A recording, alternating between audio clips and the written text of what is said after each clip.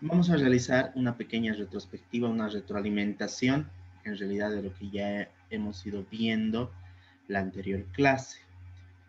Cuando hablamos de las normas procesales, ya de esta parte del proceso familiar, es innegable básicamente el hecho de que debamos empezar a ingresar a aspectos que son propios de todo proceso judicial. Y necesariamente para poder comprender el alcance y las particularidades que tiene un proceso, debemos referirnos a los principios, a las garantías y en especial vamos a conversar el día de hoy sobre las reglas de jurisdicción, competencia y la integración de las partes al proceso.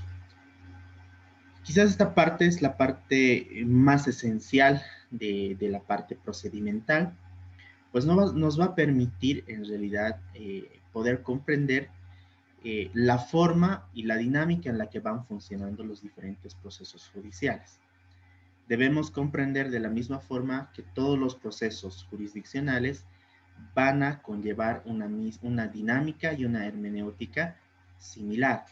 Y esa hermenéutica similar va a tener mucha relación con la forma y la modalidad que hemos adoptado como Estado para llevar adelante los procesos.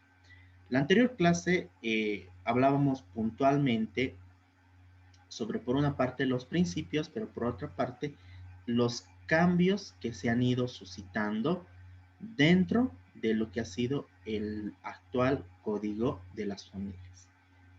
La oralidad, en el marco de ese cambio que ha habido en el sistema judicial, al menos del 2014 a la fecha, nos da cuenta de que hemos ido cambiando para algunas autoridades las reglas del juego. Y para otras les hemos ido equiparando y les hemos ido dando un rango de juzgados de familia. Como les decía en la anterior clase, antes de la vigencia plena de la ley 603 del actual Código de las Familias, teníamos una división entre lo que eran los juzgados de instrucción y los juzgados de partido. Incluso en la distribución de juzgados existían juzgados de partido en las ciudades capitales y en las ciudades, bueno, en las provincias y en el interior del país teníamos solamente juzgados de instrucción. Y muchos de esos juzgados eran incluso juzgados mixtos. Lo que en algunas regiones todavía se mantiene, ¿no? Tenemos un juzgado mixto de familia, en lo civil y comercial, y niñez y adolescencia en algunos distritos judiciales. El ideal de la justicia siempre va a ser el hecho de que podamos tener una cantidad de juzgados suficiente para poder eh, dar el servicio a grandes rasgos con los diferentes juzgados a toda la población litigante. Uno de los problemas enormes que se presentaban en el anterior sistema básicamente recaía en el hecho de que en el anterior sistema eh, teníamos estas limitaciones a veces en relación a la competencia de los juzgados de instrucción y los juzgados de partido. Entonces, eso ha cambiado con la vigencia plena del Código de las Familias, ¿no? Cuando entra en vigencia la Ley 603, el año 2014, se pretendía que al menos en el plazo no mayor al año ya se haga la transición a este nuevo Código de las Familias. Lamentablemente, los medios materiales, tecnológicos, económicos que debería procurar el Ministerio de Justicia han sido insuficientes para llevar adelante este cambio.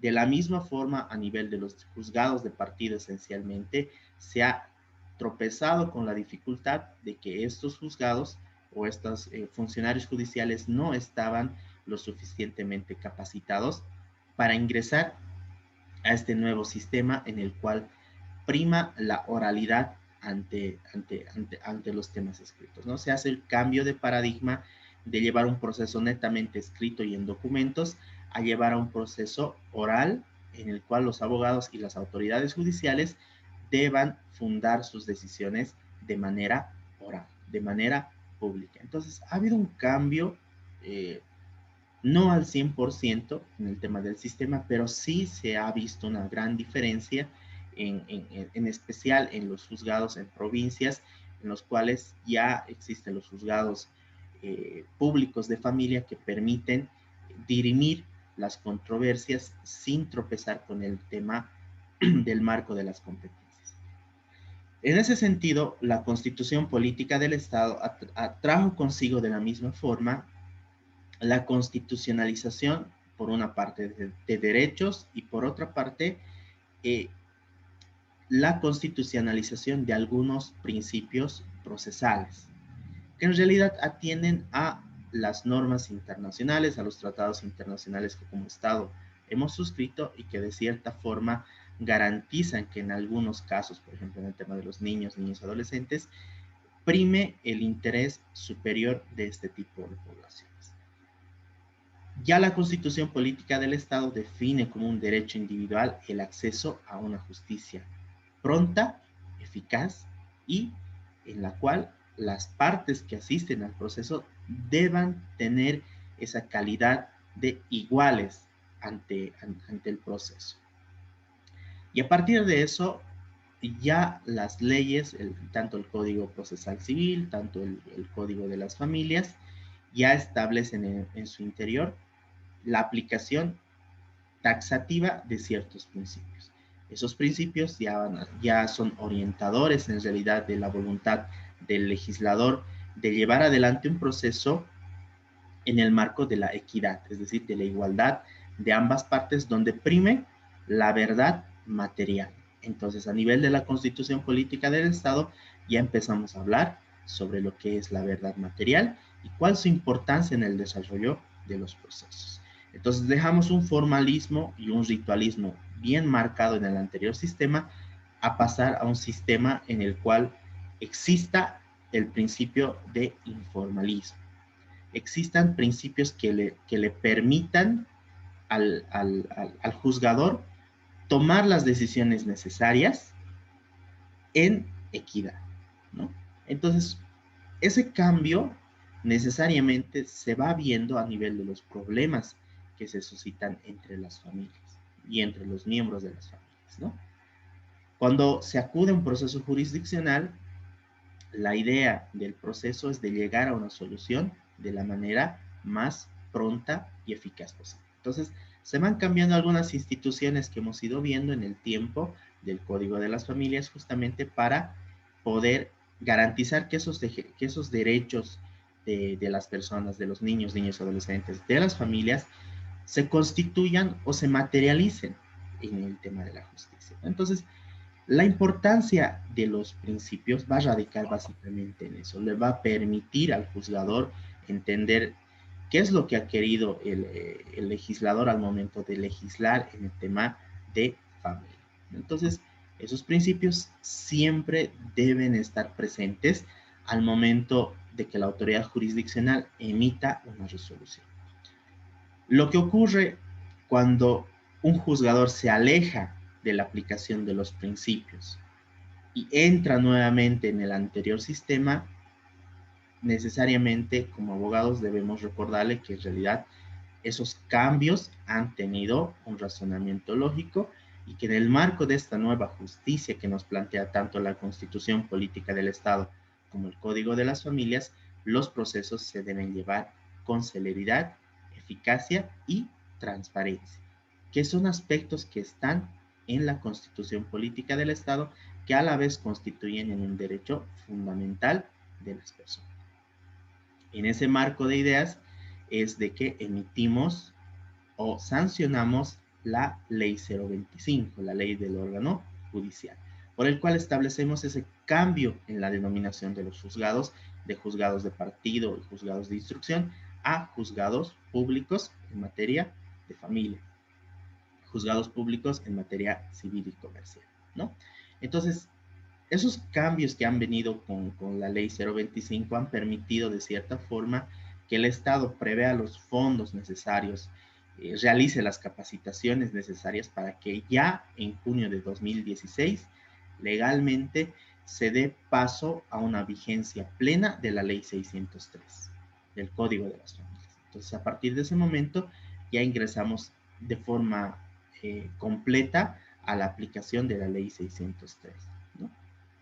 En ese mismo marco, el Código de las Familias establece que en materia de familia necesariamente existan, como en otras materias, la jurisdicción y la competencia. Entenderemos que la jurisdicción es aquella capacidad legal que le da la ley, la constitución política a las diferentes autoridades para poder ejercer su competencia o para poder dirimir, en este caso, los asuntos que sean de su competencia. Y cuando hablamos de la competencia misma, es esa capacidad que tiene el juzgador de ejercer la justicia en un determinado ámbito territorial y en una determinada materia. Entonces tenemos la competencia territorial y la competencia por materia. En este caso, los jueces de familia únicamente pueden conocer todos los procesos que estén insertos en el Código de las Familias, dentro de una competencia territorial que asigna en realidad el Ministerio de Justicia, que es el ente rector del órgano judicial, ¿no? Entonces, necesariamente el Ministerio de Justicia va a constituir un pilar fundamental del órgano judicial, pues va a permitir en realidad servir como el lazo entre lo que es el órgano judicial como tal y el gobierno central para la asignación de recursos, para el crecimiento vegetativo y demás. El órgano judicial obviamente tiene su propia estructura, pero en realidad en materia de los aspectos materiales, de los aspectos económicos, de los recursos humanos, va a depender indirectamente del Ministerio de Justicia, que es el ente rector y contralor en realidad de la actividad judicial y jurisdiccional, y que se va a convertir de cierta forma en el lazo indirecto con el Estado, ¿no? A partir de la separación de poderes, obviamente que tanto el órgano ejecutivo como el órgano legislativo van a establecer ciertos criterios para, primero, crear nuevos juzgados, cambiar las denominaciones, asignar los presupuestos que sean necesarios a estas instituciones. Y segundo, para controlar que la justicia se maneje en términos transparentes y cumpliendo lo que dice la Constitución Política del Estado. Es por eso que cuando hablamos de la competencia en razón de materia y en razón de territorio, nos vamos a referir que cada juez tiene sus competencias en razón de la especialidad del juzgado. En los juzgados mixtos, o en los juzgados que no, por diferentes motivos, no pueden, o los asientos judiciales que no pueden tener juzgados con una especialización y son juzgados mixtos, van a ejercer la competencia en materia de razón y en materia de territorio y en razón de competencia en base a la denominación. Entonces, del 2016 a la fecha, hemos ido redistribuyendo, hemos ido creando algunos juzgados adicionales a nivel del órgano judicial, pero la mayoría son órganos o son juzgados que se crean en este último tiempo que tienen esa característica de ser juzgados mixtos en los diferentes asientos judiciales. Entonces ha habido incluso algunos conflictos en algunas poblaciones por el hecho de que se ha extinguido la competencia territorial de un determinado lugar para transferir ese juzgado en realidad a otra comunidad, a otra provincia, para que pueda tener un margen más amplio en razón de esa competencia territorial que muchas de las veces les asignamos, y lo vamos a encontrar de forma más explícita esto en el mapa judicial que se encuentra en la página del órgano judicial o del Consejo de la Magistratura, para que podamos ver cuáles son las denominaciones y el ámbito de competencia territorial que le hemos ido asignando a cada uno de los juzgados. La jurisdicción y competencia tienen una importancia vital, pues nos van a permitir en realidad conocer qué autoridad es la adecuada y la competente para conocer nuestro conflicto. La ley señala en particular que en materia de familia vamos a tener como como competencia y como jurisdicción para resolver los asuntos, el último domicilio conyugal. Y en el último domicilio conyugal vamos a tener el domicilio del demandante o el domicilio del demandado. Eso es a elección de el que está iniciando la demanda. Es decir, si es que una persona vive en la ciudad de Cochabamba, el último domicilio conyugal ha sido en la ciudad de Cochabamba, pero la otra persona, por diferentes motivos, o el otro esposo se ha mudado, se ha trasladado a otro departamento, entonces la competencia o la jurisdicción va a ser definida por el demandante. O demanda en Cochabamba y hace citar a la otra persona mediante una comisión instruida o un exhorto suplicatorio, o la demanda en definitiva se va a radicar en la ciudad de La Paz. Ese aspecto va a ser de exclusiva responsabilidad y elección de la parte demandante, ¿no? Entonces, cuando hablamos de la jurisdicción en materia de familia, o cuando hablamos de la competencia territorial, vamos a establecer primero el último domicilio conyugal y posterior a aquello vamos a elegir el lugar donde vamos a radicar la causa, ya sea en el domicilio del demandante o en el domicilio del demandado. El asiento judicial del domicilio de cualquiera de las partes ya va a ser la parte que está iniciando el proceso quien lo va a poder determinar. Cuando hablamos de un domicilio que se constituye en el extranjero, la ley 603 de la misma forma establece que a efecto de las citaciones se tiene que cumplir con los protocolos internacionales en materia de citaciones en el extranjero. Y esto es un problema común, por ejemplo, en la ciudad de Cochabamba o en algunos municipios. Resulta que el último domicilio conyugal, por ejemplo, puede estar en Punata, pero el domicilio del demandado está en la Argentina, está en España, está en Estados Unidos. La ley 603 establece que para aquello se deba seguir un trámite especial ante la Cancillería, para que sea la Cancillería la que emita el exhorto suplicatorio al país en el cual la persona está residiendo. Eso es lo que señala la ley. Y vamos a ver un poquito más adelante sobre el tema de la integración de las partes al proceso, que el no seguir estas reglas va a tener una consecuencia en el proceso, en el desarrollo del proceso, pero que esta consecuencia puede ser subsanada bajo el principio de trascendencia. Y vamos a hablar y vamos a volver a retomar acerca de lo que es el principio de trascendencia y la teoría de las nulidades procesales.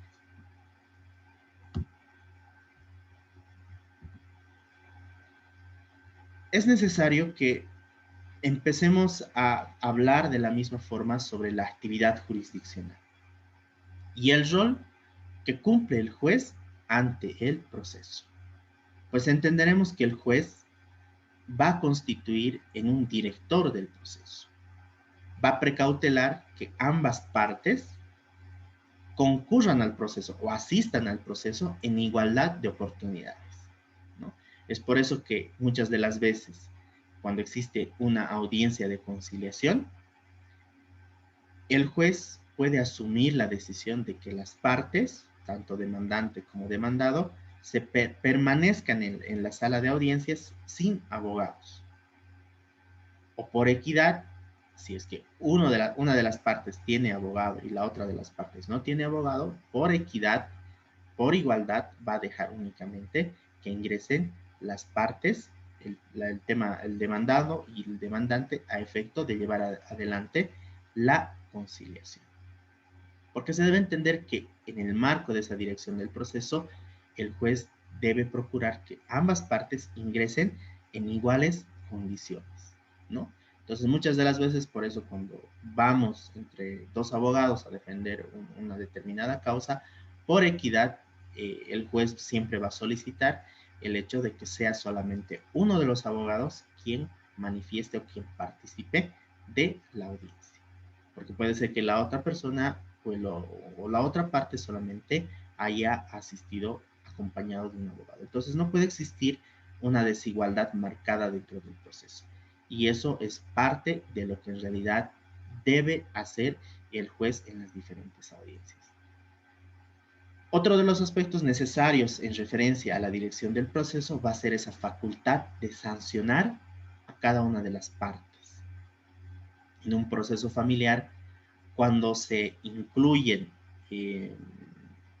incidentes, cuando se insertan de forma maliciosa algunos actuados dentro del proceso o se tiene una actividad irregular a nivel judicial, es el juez quien va a imponer sanciones. En las diferentes audiencias que dirige el juez o la juez, en realidad, necesariamente las partes deben conducirse en el marco del respeto, ¿no? Si hay faltas de respeto a las partes, al juez, a los funcionarios, con las intervenciones, el juez puede inmediatamente intervenir, llamar la atención e incluso sancionar al profesional abogado imponiéndole una multa. Entonces es parte de esa actividad jurisdiccional de que el juez en esa calidad de director del proceso, de cierta forma, precautele que cada uno de los derechos que se encuentren en investigación o en proceso sean de cierta forma respetados, pero dentro del marco de esa lealtad, buena fe y también dentro de los buenos modales. Entonces es el juez en realidad el que va a sancionar, el que va a dirigir las diferentes audiencias, obviamente que es una facultad privativa de las autoridades judiciales, quienes deben llevar y procurar que todos los procesos se lleven sin ningún tipo de vicio de nulidad. Y dentro de esa misma actividad del juez, obviamente debemos establecer que debe existir la equidad para las partes. Si una de las partes está solicitando una determinada prueba, una determinada certificación, o está acompañando algún documento, el juez tiene la obligación primero de analizar qué pruebas se están tratando de insertar al proceso y secundariamente a aquello dar la misma oportunidad a la otra parte. Yo no puedo como juez parcializarme con una de las partes, aceptando lo que me están proponiendo en los diferentes escritos y negar a la otra parte los medios de prueba que necesite para defenderse. Entonces el juez debe ser imparcial, debe ingresar dentro del ámbito de la imparcialidad. Ni el juez puede asumir un criterio anticipado señalando de forma pública a quién va a apoyar en el proceso, ni tampoco con sus actos puede consentir que exista desigualdad.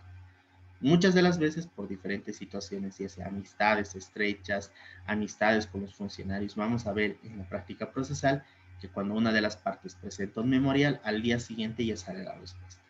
Pero cuando tú presentas un memorial tarda 2, 3 semanas en que el juez o los funcionarios se dignen en responder el memorial. Entonces a esto se le va a llamar una desigualdad marcada. ¿Por qué? El juez debería responder en los mismos plazos todos los actuados procesales. Y es una situación que necesariamente debe observarse de forma escrita ante la autoridad judicial. Y si continúa habitualmente estos comportamientos, se inicia el proceso disciplinario, porque esa actitud que tiene el juez va a constituir una falta disciplinaria que está descrita en la ley 025. Ni se puede retardar el proceso, ni se puede el juez parcializar o dar preferencias a alguna de las partes. El juez debe ser imparcial. Dentro de esa realidad que vamos a ver de la dirección del proceso, debemos comprender también que los jueces son personas, ¿no? Y que en esa calidad que tienen de personas, de seres humanos, pueden ser susceptibles a cometer algunos errores, ya sea de apreciación, ya sea de criterio, pero la ley establece que como abogados tenemos los recursos necesarios para revertir una decisión judicial. Y aquí volvemos a tocar el hecho de los principios procesales, porque recordemos que el principio de preclusión establece que el proceso se va a desarrollar en diferentes etapas y ninguna de esas etapas va a retrotraerse, ninguna de esas etapas va a retroceder en el tiempo. El reclamo necesariamente debe ser oportuno. Yo no puedo esperar hasta que salga la sentencia y después recién observar los aspectos que he considerado que son lesivos, que han lesionado derechos individuales o derechos fundamentales. En materia procesal siempre vamos a hablar del momento procesal oportuno. Y debemos recordar que esta frase en realidad es algo que nos tiene que acompañar durante toda nuestra vida profesional. El momento procesal oportuno para realizar un reclamo es ante la eventual notificación con una resolución, ante la eventual notificación con alguna resolución final, con un auto interlocutorio, con una providencia que esté mal. Si consideramos que algo el juez ha realizado de forma errónea o no ha considerado algo que nosotros hemos solicitado, tenemos ese momento procesal oportuno. A partir de la notificación, tenemos el plazo de 24 horas para solicitar la enmienda y complementación sobre errores materiales, matemáticos, errores de transcripción y demás. 24 horas. El plazo de 72 horas o de 3 días para interponer el recurso de reposición, ya sea bajo alternativa de apelación o no, ¿no? Entonces, esos momentos procesales, una vez que transcurren, básicamente nos hacen perder la oportunidad de realizar el reclamo. Pues recordemos de que también en materia procesal va a existir el principio de trascendencia y el principio de convalidación de actos, que forma parte también de la teoría de nulidades. Dice la doctrina, no hay nulidad cuando el acto ha cumplido la finalidad para la cual ha nacido en el derecho, ¿no? Es decir, yo no puedo tildar una citación de ilegítima cuando en realidad la finalidad de la citación es hacer conocer la existencia de un proceso, ¿no? Yo no puedo tildar de nulidad una determinada resolución cuando la resolución tiene la finalidad de hacer conocer a las partes la decisión que está asumiendo el juez. Sí puedo observarla, sí puedo solicitar que se amplíe la motivación, la fundamentación, sí puedo solicitar que el juez tome otro criterio diferente y deje sin efecto ya sea toda la resolución o en parte la resolución, pero yo no puedo tildar de nula una resolución porque las resoluciones o las citaciones o algunos actuados procesales tienen una finalidad. Entonces siempre nos vamos a ir a la finalidad que se está persiguiendo con una determinada resolución que estamos queriendo hacer declarar como nula. Y entre tanto no contravengan los derechos fundamentales como es el derecho al debido proceso, el derecho a la verdad material y demás, esa resolución no va a ser anulada. Entonces, si tenemos un reclamo, debemos saber utilizar los recursos que están en la ley 603 para conseguir nuestra finalidad. Ojo, que con las resoluciones judiciales, y esto quiero que tengan muy en cuenta, muchas de las veces simplemente pensamos que la única resolución que puede ser apelable va a ser la sentencia. Y en la práctica procesal y en esa realidad no es lo que ocurre. Las resoluciones que tienen esa característica de ser finales y no merecer revisión o tener un carácter definitivo van a ser resoluciones que se puedan apelar, ¿no? Entonces, el recurso de apelación no simplemente se lo va a utilizar como un recurso único ante la sentencia, sino que en el desarrollo del proceso pueden existir apelaciones, pueden existir incidentes, pueden existir saneamientos procesales e incluso excepciones sobrevivientes. Esas figuras las vamos a ir analizando un poco, pero quiero que se queden con la idea de que en materia de apelaciones no solamente se apelan las sentencias, sino todas aquellas resoluciones que tengan el carácter de definitivo. Vamos a aprender con algunos ejemplos a distinguir, ¿no? Un auto interlocutorio de un auto simple, una providencia y un decreto, que son aspectos esenciales que nos van a permitir identificar qué recursos debemos presentar en cada etapa procesal. Pero para eso necesariamente debemos analizar los tipos de resoluciones para poder darle una distinción. Es algo que lamentablemente aprendemos en la práctica profesional, ¿no?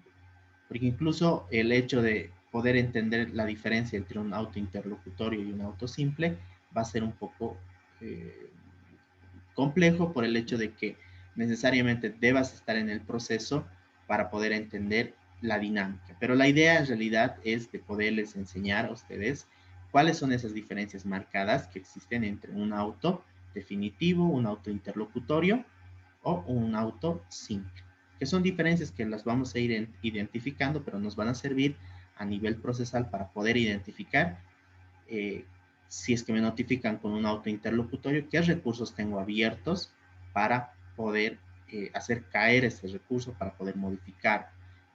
Si tengo una providencia, de la misma forma existen los recursos contra las providencias, incluso de mero trámite, ¿no? Muchas de las veces los jueces lamentablemente emiten una providencia cuando no tienen la competencia para resolver la solicitud que ha realizado una de las partes. Sin embargo, dan curso y generan una controversia, van a generar una lesión al derecho al debido proceso. Y eso, mediante algún recurso, se tiene que sanear o se tiene que restituir ese derecho. Entonces, el debate procesal y el debate jurídico va a ir a nivel del proceso, incluso controlando la actividad jurisdiccional. Algo que necesariamente y de la misma forma debemos comprender es de que en materia jurisdiccional nos vamos a topar con la costumbre judicial, ¿no? Esa costumbre judicial va a variar de asiento judicial en asiento judicial. En algunos juzgados, para notificar entre de un juzgado a otro, acompañan o piden ellos la emisión de una orden instruida. Algunos otros juzgados, cuando son asientos judiciales un poco más alejados, solicitan necesariamente el exhorto suplicatorio, que son medios de comunicación judicial con otros asientos judiciales o con otras autoridades que están lejos del marco de competencia y jurisdicción de la autoridad, de la autoridad jurisdiccional, ¿no? Entonces, ya la costumbre judicial en ese tipo de casos va a definir a nivel de juzgado qué es lo que se usa, qué es lo que usa el juzgado para las comunicaciones procesales fuera de su asiento judicial, si son exhortos suplicatorios o si son órdenes instruidas, que son mecanismos de comunicación que tiene el juez para ordenar algo en un asiento judicial distinto al en el cual ejerce su competencia. Esa misma costumbre judicial es la que va a definir ciertos aspectos particulares del proceso, ¿no? Como les decía en algún momento, no es lo mismo litigar en Cochabamba que litigar en Punata, o litigar en Sacaba, o en Quillacollo, en Tiquipaya. Yéndonos un poco más lejos, no es lo mismo litigar en Oruro. La ley es la misma, el espíritu de la ley se comparte de forma uniforme, pero la costumbre judicial tiene que ver más que todo con algunas particularidades. Por ejemplo, el día martes o miércoles me notificaban del municipio de Crista con un auto simple por el cual me están concediendo una apelación en el efecto devolutivo, es decir, no se va a suspender la competencia. Y me hacen la notificación y me dicen que en el plazo de 48 horas, es decir, hasta el día jueves, yo debería proveer los recaudos de ley. ¿Qué significa? Que yo debo ir hasta CLISA, darles una cantidad de dinero, dejarles material, hojas, dejarles fotocopias, ¿no? Para que el juzgado remita todas esas copias ante el Tribunal Departamental de Justicia. Es la costumbre judicial. Y me dice que en el plazo de 48 horas, si yo no proveo el material, van a declarar el abandono de mi apelación. Desde el punto de vista legal, por ejemplo, este asunto en particular va a tener un debate que en realidad ya se ha definido a nivel del Tribunal Constitucional. Y el Tribunal Constitucional lo que dice en referencia al tema de los recaudos de ley es de que la justicia es gratuita. Las autoridades judiciales no pueden pedir recursos, ni mucho menos limitar el derecho a recurrir las resoluciones judiciales ante la falta de materiales. Es deber de la autoridad jurisdiccional proveer los recaudos necesarios para viabilizar el derecho a la apelación. Y esto es a nivel de sentencia constitucional. Entonces, en ese tipo de casos, por una parte me están concediendo una apelación en un efecto diferente al que he solicitado, y por otra parte me están sometiendo al hecho de que si yo no les proveo los materiales, lo van a declarar abandonada mi apelación. Y son aspectos que no están regulados por el Código Procesal Civil, sino entienden a esta costumbre judicial que muchas de las veces tienen los juzgados para, para cubrir este tipo de necesidades. No es lo correcto, no es lo habitual, y obviamente que cuando ocurren este tipo de situaciones existe el recurso adecuado para proteger y precautelar el hecho. En este caso es la compulsa procesal. Cuando el juez te niega una apelación en un efecto que estás solicitando y te la concede en otra, corresponde al Tribunal Departamental de Justicia definir en qué efecto se debe conceder una apelación. Entonces, si no dices nada ante aquello y simplemente aceptas la notificación, vas a empezar a convalidar los actos del juez. Entonces, es una discusión que siempre se va a ir limitando en ese sentido. Siempre se va a ir moviendo en el sentido de una discusión en la cual una de las partes necesariamente procure que el proceso se lleve sin vicios de nulidad, pero en el marco contradictorio. Eso quiere decir en el marco de la discusión incluso con la propia autoridad jurisdiccional, que en este caso obviamente y muy posiblemente ha obviado el hecho de que la resolución que se está apelando tiene el carácter de definitivo. El hecho de que en un proceso ejecutivo se adjudique un bien por compensación al ejecutante es algo definitivo, es algo que se debe apelar y no me pueden conceder en el efecto devolutivo. Debe ser en el efecto suspensivo hasta que se resuelva si realmente es un acto definitivo o no. Lo cierto es que al conceder en un efecto diferente, el juez comete o conculca un derecho, básicamente, ¿no?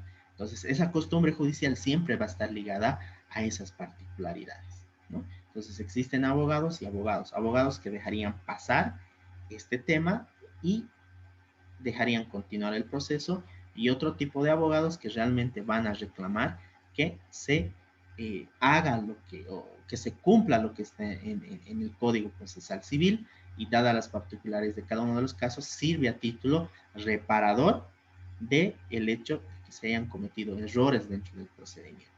Entonces, siempre el debate va a ir en ese sentido. Entonces, tenemos una realidad que es una realidad económica, que es una realidad social, que es una realidad individual, y de la misma forma vamos a tener una costumbre judicial, la cual que muchas de las veces no va a ser la mejor para llevar adelante un proceso. Sin embargo, vamos a tener que apoyarnos necesariamente en la normativa y en las reglas de interpretación que están o que se han marcado a nivel del Tribunal Constitucional. Cuando hablamos de la excusa y recusación, también vamos a hablar de normas que son inicialmente, o sea, son antes del proceso. Necesariamente este tipo de aspectos se dan antes de incluso llevar adelante el proceso jurisdiccional. Tanto la excusa como la recusación son mecanismos para que el juez se aparte de conocer el proceso, ya sea porque tiene un conflicto de intereses, ya sea con alguno de los abogados, implica que tenga un proceso pendiente o que haya tenido algún proceso individual y personal ya sea con el demandante o con el demandado, necesariamente se tiene que excusar. Tiene que decir, yo ingreso dentro de estas causas de excusa, por lo cual yo no puedo conocer el proceso. La recusación, por su parte, se hace a instancia de parte, es decir, ya sea el abogado de la parte demandante o el abogado de la parte demandada, conociendo que el juez no es apto para llevar el proceso, va a presentar la recusación solicitando el apartamiento de la autoridad jurisdiccional.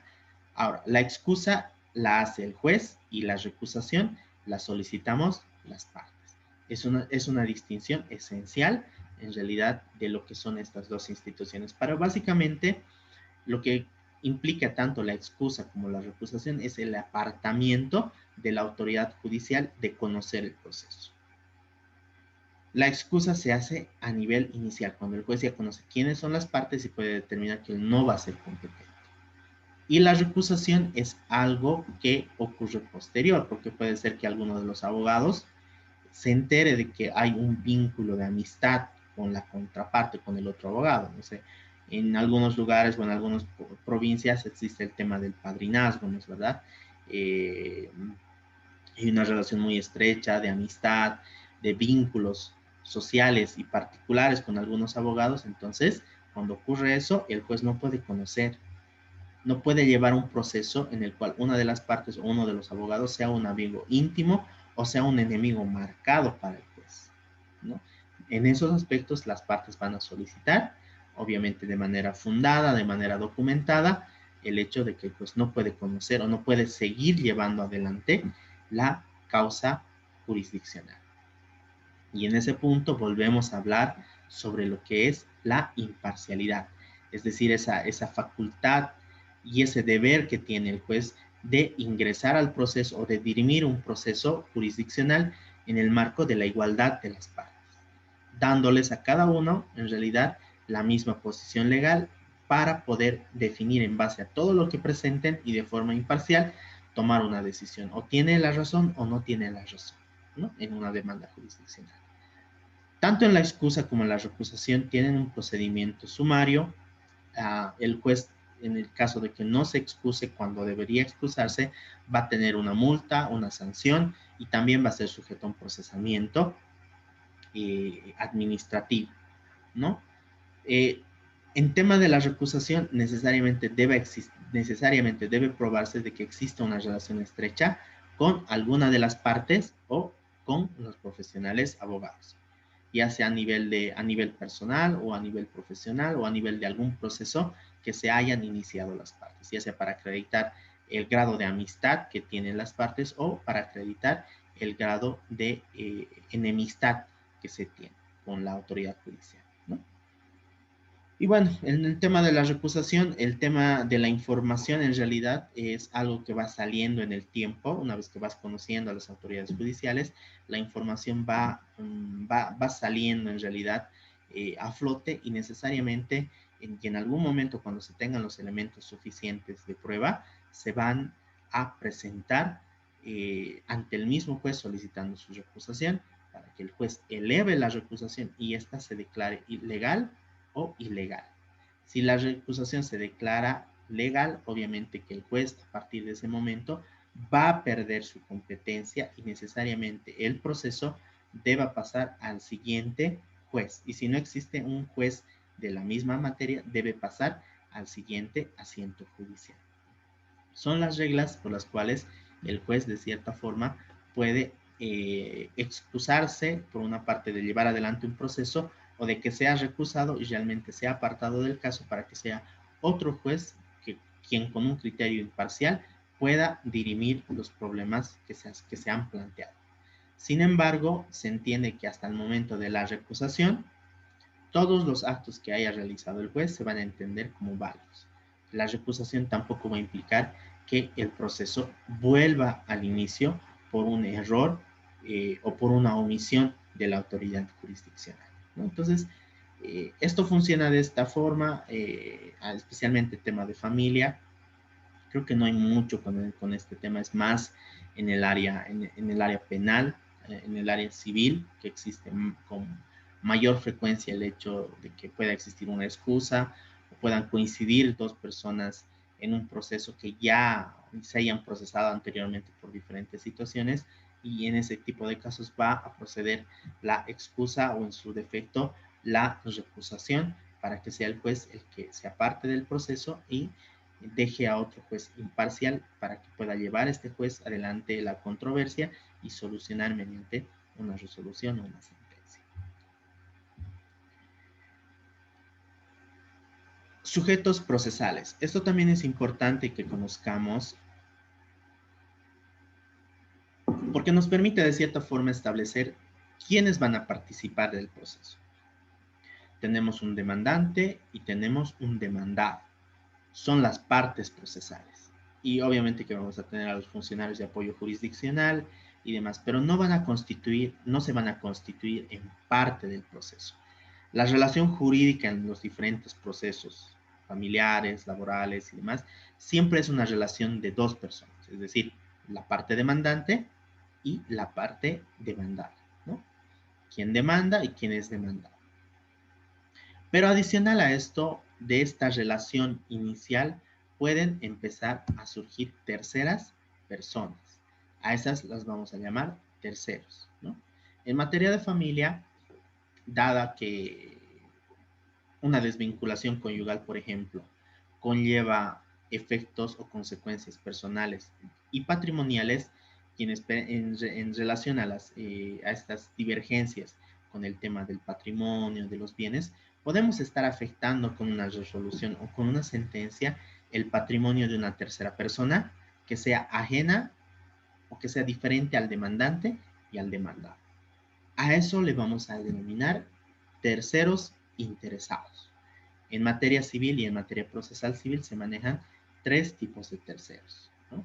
Los terceros o las tercerías de dominio excluyente, las tercerías de dominio preferente y las tercerías de dominio coadyuvante, cada uno con sus particularidades dentro del proceso civil. En materia de familia simplemente vamos a tener las tercerías de dominio excluyente, es decir, si es que se está queriendo dividir un bien que no le corresponde ni al demandante ni al demandado, obviamente que en resguardo de mi derecho propietario, siendo tercero afectado de esa división, deberé apersonarme al juzgado mediante un memorial y plantear la tercería de dominio excluyente, señalando que esa propiedad que se está tratando de dividir no le corresponde ni al demandante ni tampoco le corresponde al demandado. Y no es la vía para definir en realidad si es que ha habido una construcción o algo, no va a ser la vía para poder determinar una división y partición de algo de lo que ellos legalmente no son propietarios ni tienen un registro formal. Entonces, las tercerías van a constituir en ese medio de defensa de la propiedad ante el avance judicial. Y es un error, en realidad, el hecho de que se trate de solicitar la división y partición de bienes que no están registrados a nombre del demandante y al nombre del demandado. Para eso existen otros mecanismos legales en la vía civil que van a permitir, en realidad, llevar adelante este tipo de reconocimientos sobre mejoras, sobre propiedades y demás. La calidad de parte se la va a adquirir cuando el demandante presente, en este caso, la demanda y acredite su legitimación activa, es decir, esa capacidad individual para poder ser demandante de algo.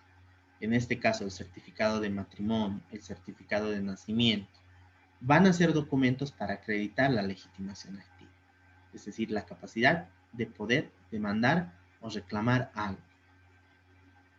Pero necesariamente dentro de los procesos también se debe acreditar la legitimación pasiva, es decir, contra quién vamos a dirigir la demanda, que tiene que ser una persona natural, existente, con un domicilio dentro del territorio nacional. Y que esté vinculada en tema de familia por el certificado de matrimonio, en el caso de divorcios, en el caso de existencias familiares, o el certificado de nacimiento, que acredite el vínculo de filiación.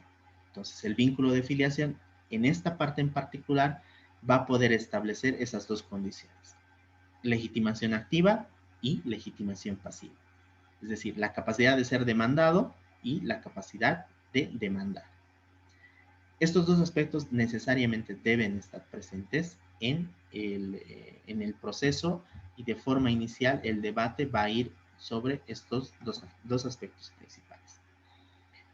Cuando hablamos de la representación procesal, estamos hablando básicamente de el mandato, es decir, el poder o la representación que nosotros lo conocemos con el poder.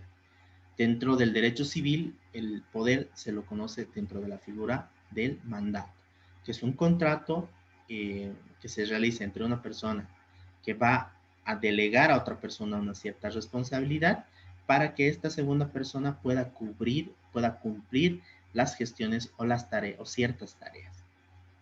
En materia legal, el mandato se va a traducir en un poder, ¿no?, que está regulado por la ley 483 en referencia a los aspectos mínimos que debe contener un instrumento de estos.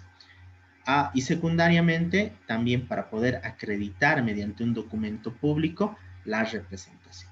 Cuando hablamos de representación procesal, básicamente estamos hablando de los poderes.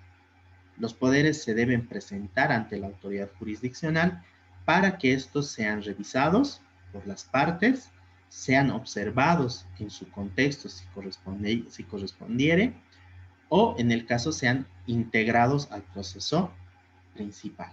Es decir, el apoderado también va a constituir en parte del proceso, pero en representación de, ya sea el demandante o el demandado. Entonces, en materia de poderes, siempre se debe precautelar e identificar el proceso y las personas ante las cuales vamos a, ya sea iniciar el proceso o de las que nos vamos a defender en el proceso. Si es un poder para defensa, obviamente que deberá contener los datos específicos del proceso, ¿no? Y recordemos que dentro de la organización judicial de los juzgados, la mayor parte de los juzgados utilizan un sistema de codificación que se llama el sistema CIREC, NUREC o Janus, ¿no? Son sistemas de codificación que deben estar presentes en el mandato, siempre y cuando existan. En otros asientos judiciales utilizan un sistema de codificación diferente, que no es un sistema de codificación individual de cada juzgado. Le ponen causa de familia, número 15 de 2020, entonces utilizan un número correlativo para poder identificar el proceso, ¿no? Entonces, estos datos de la misma forma deberían estar en el poder.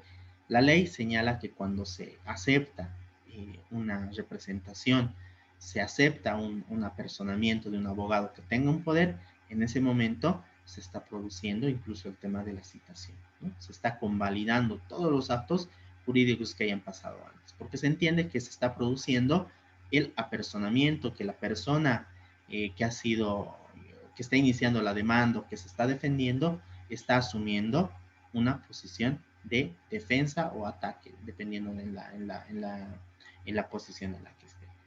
Ojo que deben cumplir en realidad los requisitos mínimos para el tema del poder, ¿no? Ser copia legalizada o ser original para que sea considerado. No se presentan poderes en fotocopia simple por el hecho de que no se considera un documento público que acredite la representación procesal.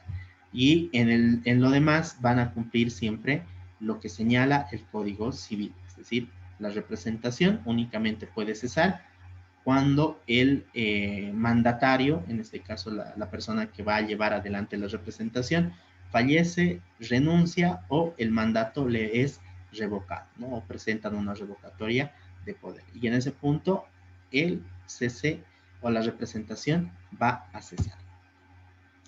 Algo también que debemos hablar en realidad sobre esta nueva ley 603 es la que en particular, por algunas particularidades en realidad, la ley permite que no solamente tengamos una representación procesal, una representación legal bajo la figura del mandato, del testimonio y demás. La ley nos permite que hasta cierto punto en realidad del proceso podamos llevar adelante o podamos acreditar una representación sin mandato. La representación sin mandato dentro de la perspectiva y dentro de la óptica de lo que es el Código de las Familias se presenta como la respuesta principal para que los familiares, padre, madre o incluso hermanos del demandado puedan responder la demanda, ¿no? Puede ser que la persona a la cual estemos demandando momentáneamente no se encuentre en su domicilio.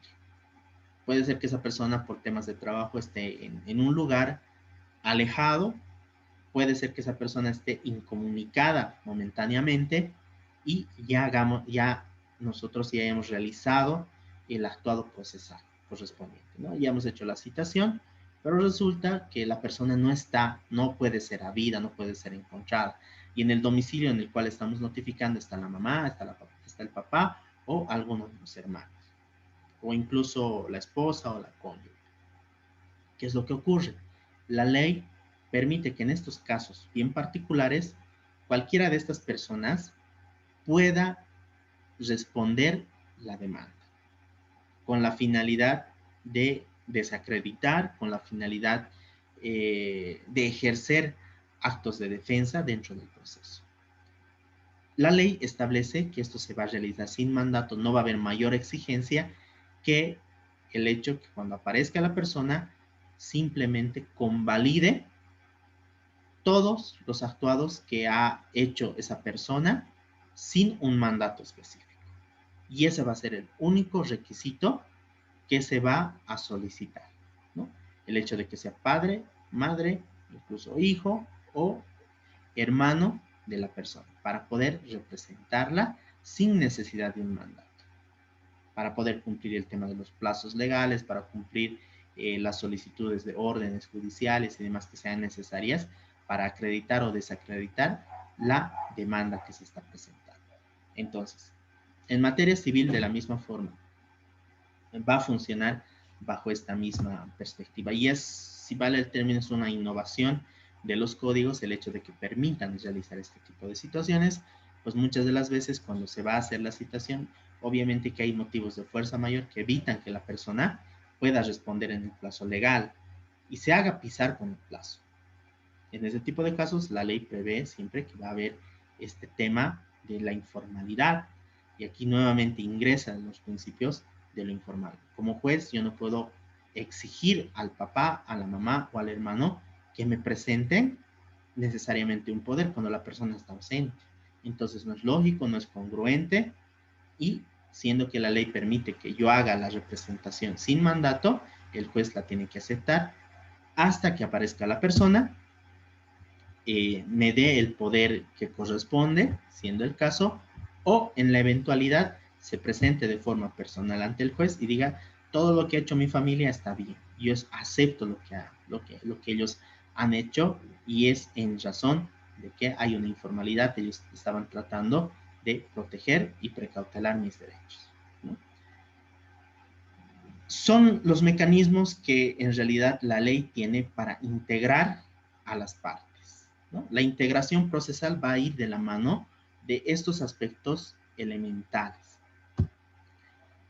¿Qué es lo que pasa en este tipo de temas? Existen también algunos errores que son errores de criterio que en realidad pueden ser aprovechados por las otras partes. El hecho de que, por ejemplo, vayamos a notificar a un domicilio, vayamos a llevar una citación a un determinado domicilio, salga la persona y señale, no, ya no vive una persona con ese nombre en este domicilio y miente, va a constituir en un error común porque es algo que se tiene que acreditar.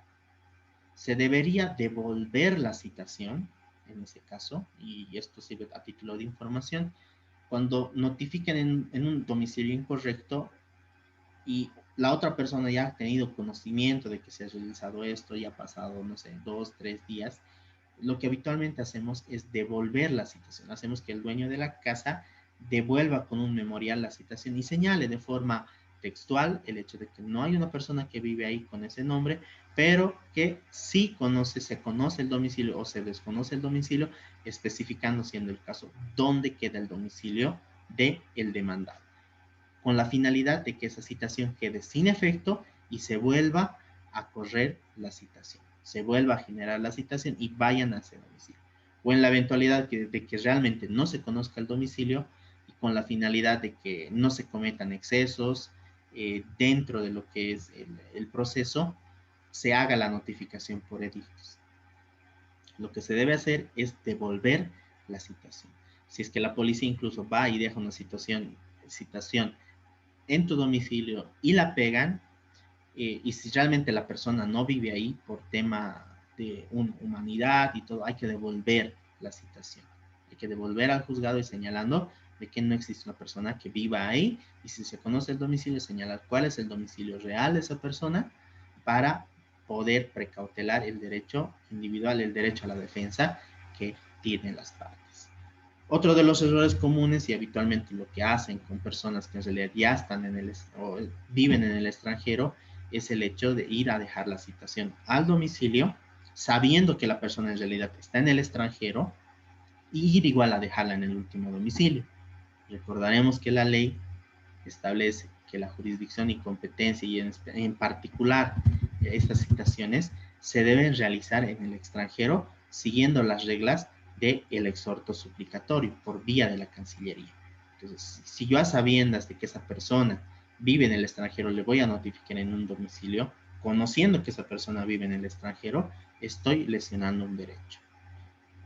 Va a avanzar el proceso, y el simple hecho de que exista algún testigo, exista algún documento que acredite que esa persona estaba en el extranjero en el momento de la citación, y su domicilio, tanto en el CERESI como en el CEGIP, den cuenta de que esa persona está viviendo en el extranjero, va a acarrear la nulidad de todo el proceso. Entonces, lo que habitualmente se presenta como una buena oportunidad para llevar adelante un proceso, va a constituir en un agravio.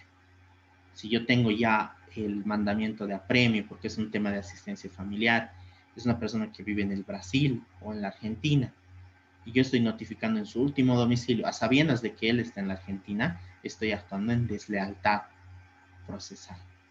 Entonces, la persona cuando venga a territorio nacional, se entere de que existe un mandamiento de apremio, o en la eventualidad incluso ejecuten el mandamiento de apremio, lo que va a ocurrir posteriormente a eso va a ser el hecho de que se presente un amparo constitucional contra el apremio ilegal, y se le dé lugar al hecho de que se anule todo el proceso por ese simple detalle que vamos a cometer.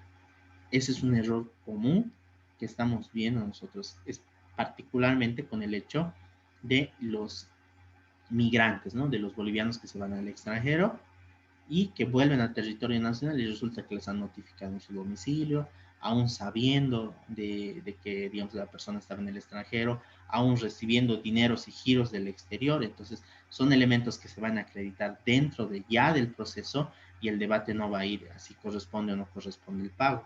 El debate va a ir sobre el hecho de que se ha lesionado un derecho individual y se tiene que restituir. Entonces, es un error común de apreciación de lo que va a ocurrir en el futuro, de lo que puede ocurrir en el futuro. Obviamente, si la persona corre con la suficiente suerte, no va a acarrear este tema, pero si se analiza el tema, obviamente va a ser motivo de discusión, nulidad, y que todo el proceso quede en la nada. Otro de los errores comunes que les puedo señalar cuando se hace este tipo de citaciones es el hecho de responder, ¿no?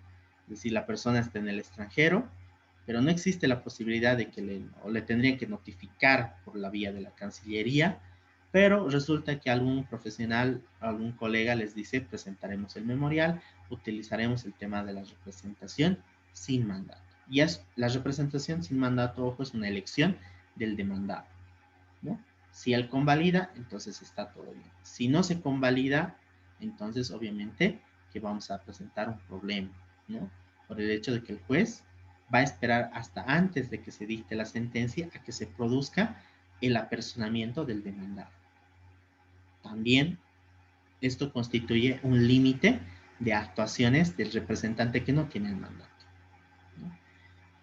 Pero, ¿qué es lo que ocurre? Y me ha ocurrido en varios casos, ¿no? Hago el tema de la citación, me devuelven la citación señalando por una parte que la persona no vive ahí, vive en el extranjero, que va a acreditar él su representación sin mandato, y para acreditar el hecho de que vive en el extranjero me presentan el pasaporte, los sellos de salida, me presentan documentos del extranjero, conversaciones con la persona, y recordaremos que existe el principio de trascendencia.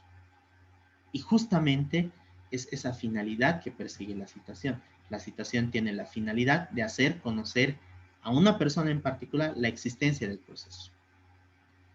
Si la persona me está facilitando su pasaporte, si me está facilitando documentos del extranjero, es porque ha conocido la demanda. Y en ese momento se produce la convalidación de la citación. Yo ya puedo prescindir de la citación formal en la Cancillería, porque la finalidad del acto de la citación ya se ha cumplido. Es por eso que están presentando la documentación de respaldo.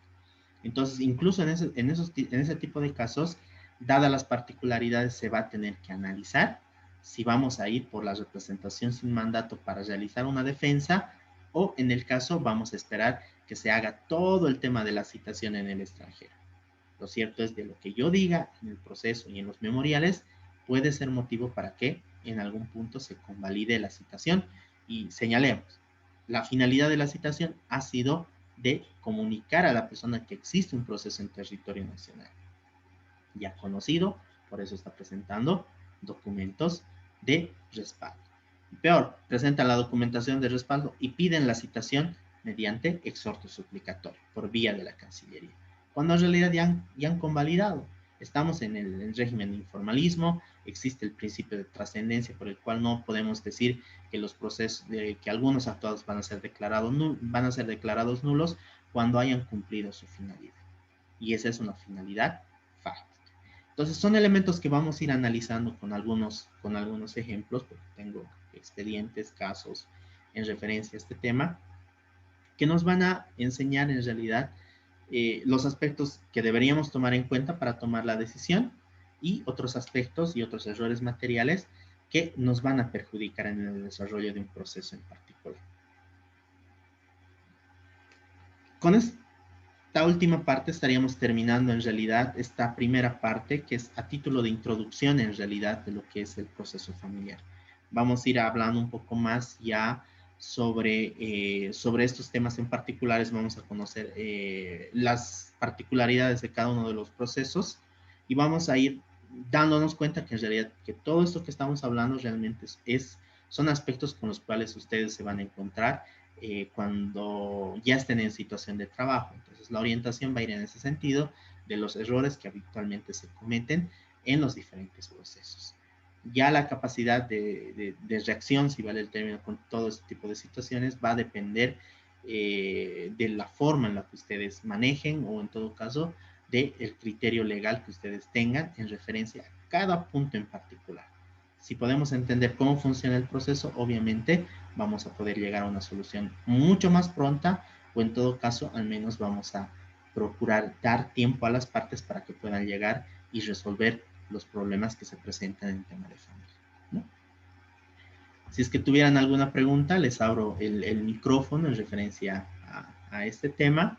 Y si es que no, directamente nos estaríamos viendo el día miércoles para dar continuidad ya al tema de la introducción en realidad a los procesos familiares y la estructura individual que tiene cada uno de los tipos y subtipos de procesos que nos presenta el Código de las Familias.